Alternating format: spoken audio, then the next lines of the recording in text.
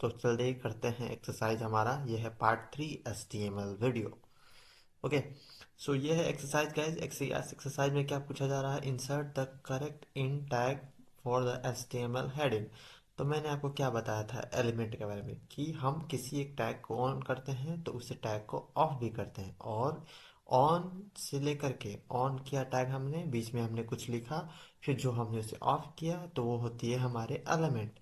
तो अब हम यहाँ क्या करेंगे गाइज, H1 टैग को हम अब यहाँ पर ऑफ करेंगे यानी कि क्लोज करेंगे। तो हमने यहाँ पे ये दिया माइनस स्मॉलर देन का साइन, यहाँ पर दिया हमने स्लैश का साइन H1, और हम करते हैं इसे क्लोज। तो सबमिट करते हैं गाइज। Okay, that's correct. हमारी आंसर सही हो चुकी है। एक्सरसाइज 2 में चलते हैं। तो यहाँ भी उसी तरीके का है गाइज, तो इसे भी हम यहाँ पर जल्दी से जल्दी क्लोज करते हैं। तो गाइज कोशिश करना कि आप ये सारी आप खुद अपने से करो तो बेटर है। मैं यहाँ पे आपको समझाऊं और तब आप जा कर के लास्ट में आकर के यहाँ पर देखो। तो यहाँ पर क्या हो रही है, बॉडी हमारी ओपन है, बॉडी को यहाँ पर क्लोज करना बाकी है, तो पहले बॉडी क्लोज करेंगे। ओके, तो ये हमने इसे बॉडी को क्लोज कर दिया। फिर एक यहाँ पर हमारी HTML, तो HTML को भी हम क्लोज कर देंगे। अब हम आंसर यहाँ पर सबमिट करेंगे और देखेंगे क्या हमारी आंसर सही आती है या सही आए तो डेट्स करेक्ट। तो हमारी एक एक्सरसाइज हो चुकी है कंप्लीट। अब हमारी यहाँ पे एट्रीब्यूट की एक्सरसाइजेस, तो एट्रीब्यूट हमने अभी पढ़ा नहीं है, तो गाइज चलते हैं हम लोग अब पढ़ते हैं एट्रीब्यूट। ओके। सो गाइज, तो हम आ चुके हैं एट्रीब्यूट्स के चैप्टर में। तो एट्रीब्यूट्स हमें कहता है कि attributes HTML attributes provide additional information about HTML element. तो गाइज ये एक ऐसा कुछ है, देखो इसे कहते हैं एट्रीब्यूट्स। ओके, एक टैग के अंदर हमने क्या किया, यहाँ पर एक ए नाम का टैग था, ए टैग के अंदर हमने कुछ इस तरीके से लिखा, तो ये हो गया हमारा एट्रीब्यूट्स। एट्रीब्यूट्स क्या करता है एक्चुअली, अब तो बहुत कम यूज होते हैं एट्रीब्यूट्स, लेकिन फिर भी मैं बता दूं। HTML attribute provide additional information about HTML element, यानी कि इस एलिमेंट को कुछ एक्स्ट्रा इंफॉर्मेशन प्रोवाइड करने का काम करता है हमारा एट्रीब्यूट। एट्रीब्यूट क्या होता है, तो कैसा दिखने में कैसा होता है, ऐसा होता है। ये है हमारा एट्रीब्यूट। कहीं भी और भी आप देखोगे ये है हमारा एक और एट्रीब्यूट।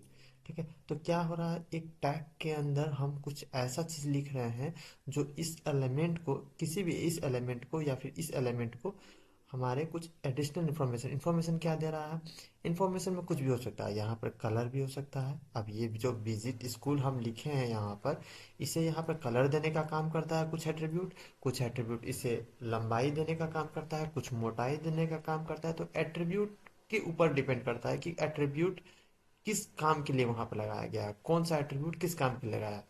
बहुत तरह के एट्रीब्यूट्स आते हैं, देखो यहाँ पे विड्थ एट्रीब्यूट, ये हो गया हाइट एट्रीब्यूट हमारा, ये हो गया हमारा एक सोर्स एट्रीब्यूट। तो एट्रीब्यूट इस तरीके से होते हैं जो कि हमारे एलिमेंट को कुछ एक्स्ट्रा इन्फॉर्मेशन प्रोवाइड करते हैं। ठीक है, तो ये है हमारा ए टैग, ये है हमारा एक टैग। तो ए टैग को क्या हमारा यहाँ पर इंफॉर्मेशन प्रोवाइड किया जा रहा है, ए टैग को ये इंफॉर्मेशन प्रोवाइड किया जा रहा है कि जब भी इस ए एंकर टैग में कोई यहाँ पर एक ये लिंक बनती है, तो कोई क्लिक करेगा इस विजिट W3 स्कूल में, तो वो इस वेबसाइट में वो यहाँ पर रिडायरेक्ट हो जाएगा। ये एट्रीब्यूट यहाँ पर ये बताना चाह रहा है। एट्रीब्यूट इंपॉर्टेंट रखती है, मैटर करती है। देखो इस जैसे कि एक है हमारा इमेज टैग, जहाँ पर हम किसी भी वेबसाइट में अगर हमें इमेज डालना हुआ तो हम इमेज टैग का यूज़ करते हैं।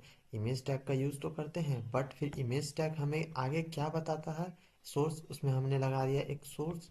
ये सोर्स लगा, सोर्स एट्रीब्यूट लगाया, इसमें लगा करके हमने वहाँ पर दे दिया इमेज का नेम।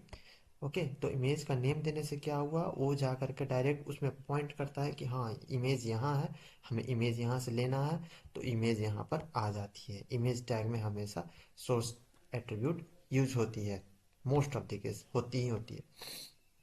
ओके, तो एट्रीब्यूट बहुत तरह के एट्रीब्यूट्स होते हैं, और भी मैं आपको दिखा दूँ। यहाँ पर देखो एक हाइट और विड्थ एट्रीब्यूट, यानी लंबाई और चौड़ाई, की लंबाई आपको कितनी चाहिए, चौड़ाई कितनी चाहिए, ये एक इमेज की इसने यहाँ पर लगा दिया, इमेज टैग में लगा दिया। तो इमेज की हाइट और विड्थ यहाँ पर डिसाइड हो गया कि इतने लंबाई इतनी चौड़ाई मुझे चाहिए, इससे ज़्यादा नहीं चाहिए।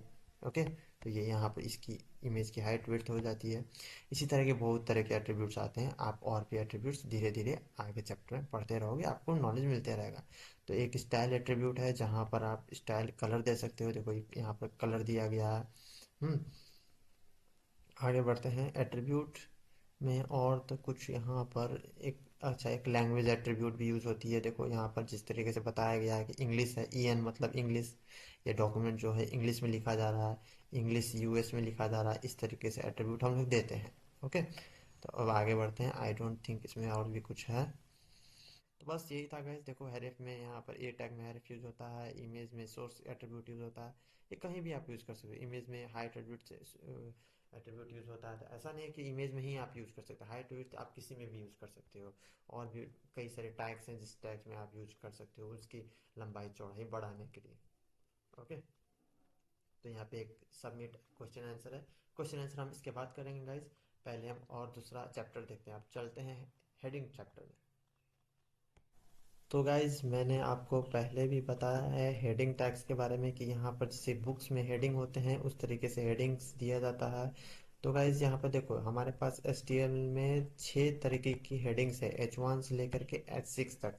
अगर आप कहीं भी इस तरीके से H1 ओपन करके बीच में एक हेडिंग देते हो और फिर उसे क्लोज करते हो, तो देखो गाइज इस तरीके से आते हैं। सबसे बड़ी आती है एक हेडिंग 1, हेडिंग 2। जब आप उसको S2 लिखोगे तो इस तरीके से S2 आएगी, S3, S4 एंड S5 इसी तरीके से आगे बढ़ती रहेगी। तो गाइज ये हो गई एक हमारी हेडिंग टैग, हेडिंग देने के लिए। जैसे ये देख रहे हो पैराग्राफ में एक पेज बनी है, ये पूरी बड़ी सी पेज है, बड़ी सी पेज में ये क्या है, ये एक हेडिंग है। तो ये होगी हमारी, इसमें भी होगा H2 या S3 यहाँ पर यूज की गई होगी इसे बड़ा दिखाने के लिए। ओके, हाँ, हम किसी भी चीज़ को बड़ा दिखाने के लिए या बोल्ड करने के लिए हम हेडिंग टैग का यूज़ नहीं करेंगे। उसके लिए अलग एट्रीब्यूट्स का यूज़ करेंगे। एट्रीब्यूट्स मैंने आपको बताया था हाइट विड्थ दे करके कर सकते हैं, या उसमें स्टाइल दे करके बोल्ड भी दे सकते हैं, और भी हमारे बहुत आते हैं एट्रीब्यूट्स, उसके यूज करके दे सकते हैं। उसके बारे में आगे बात करते हैं। इसी तरीके से गाइस देखो यहाँ पर भी H1 है। इस तरीके से देखो फॉन्ट साइज यहाँ पर दे सकते हैं, मैं बताना।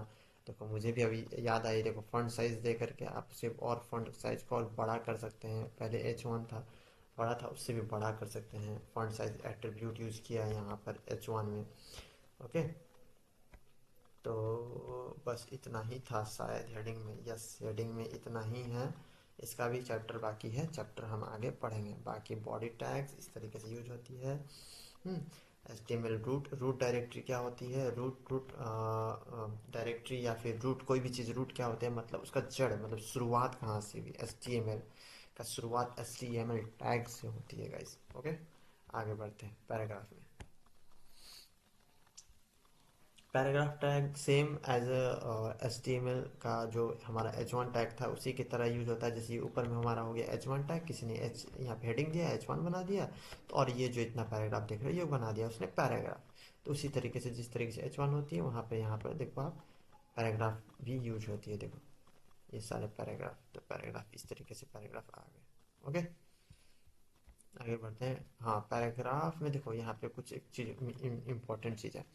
यहाँ पे देखो गाइस, तो दो तरीके से पैराग्राफ यूज किया गया, एक पैराग्राफ और एक पैराग्राफ। तो दोनों पैराग्राफ को जब हम देखते हैं यहाँ पे इस तरीके से लिखा गया, यहाँ लिखा गया कुछ इस तरीके से, लेकिन यहाँ पर आ रहा है कुछ इस तरीके से। ओके, फिर यहाँ पर लिखा गया कुछ इस तरीके से और बीच में स्पेस दिया गया, देख सकते हो आप। हम नॉर्मली स्पेस देते तो यहाँ पे स्पेस आती है हमारी नॉर्मल टाइपिंग में, जहाँ पर वर्ड में टाइपिंग करते हैं, नोट पैड में टाइपिंग करते हैं। तो लेकिन देखो यहाँ पर एक भी स्पेस नहीं है, देख रहे हो कि ये है सेकंड पैराग्राफ, लेकिन यहाँ एक भी स्पेस नहीं। क्यों नहीं है? क्योंकि यहाँ पे स्पेस को इग्नोर किया जाता है HTML में। ओके, और स्पेस अब लाएं तो लाएं कैसे, इसके बारे में आगे पढ़ेंगे स्पेस कैसे लाते हैं। और यहाँ पे देखो एक लाइन में लिखा गया, फिर सेकंड लाइन में लिखा गया, बट यहाँ पर, यहाँ क्या, सब एक ही लाइन में आ चुकी है। देख रहे हो, लाइन्स को भी, नेक्स्ट लाइन को भी इग्नोर करती है HTML और स्पेसेस को भी इग्नोर करती है। अब ये कैसे लाना है इसे हम आगे पढ़ेंगे। और भी बहुत सारे किस्में आप टैग लगा सकते हो, स्टाइल लगा सकते हो, तो जा करके आप आगे आपकी आ जाती है। ओके, और उसमें उसको आप नेक्स्ट लाइन में ला सकते हो, या फिर आप उसे एक स्पेस दे सकते हो। स्पेस देने के लिए भी आती है, और भी एक कोट्स आती है, कोट्स देने के बाद स्पेस आ जाती है। तो H1 हॉरिजॉन्टल लाइन लेने के लिए है।